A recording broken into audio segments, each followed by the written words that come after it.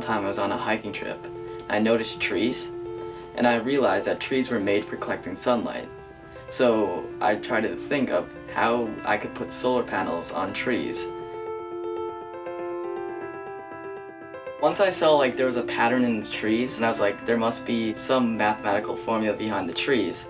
And I found out it was about the Fibonacci sequence, and I said I could use this towards solar energy. The sequence determines how the branches in a tree spiral up.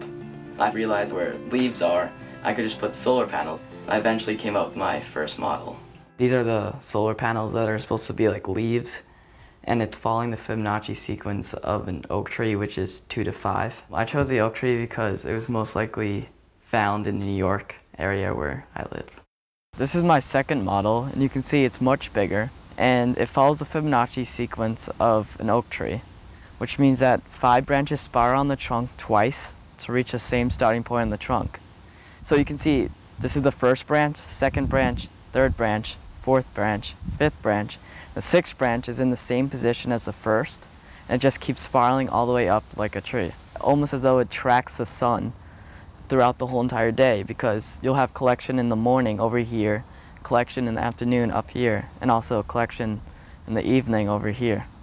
So sunlight's always getting to it.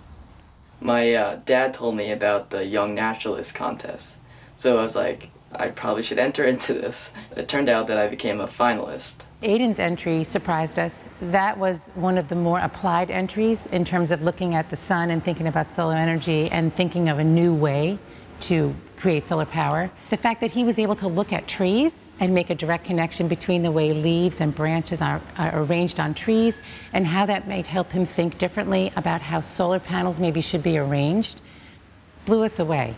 After the Young Naturalist Awards, I got invited to speak at this conference called PopTech, which was like a conference of ideas.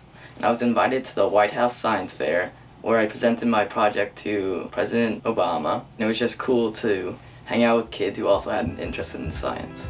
We do see that the work that stands out, we often see a strong family component in support.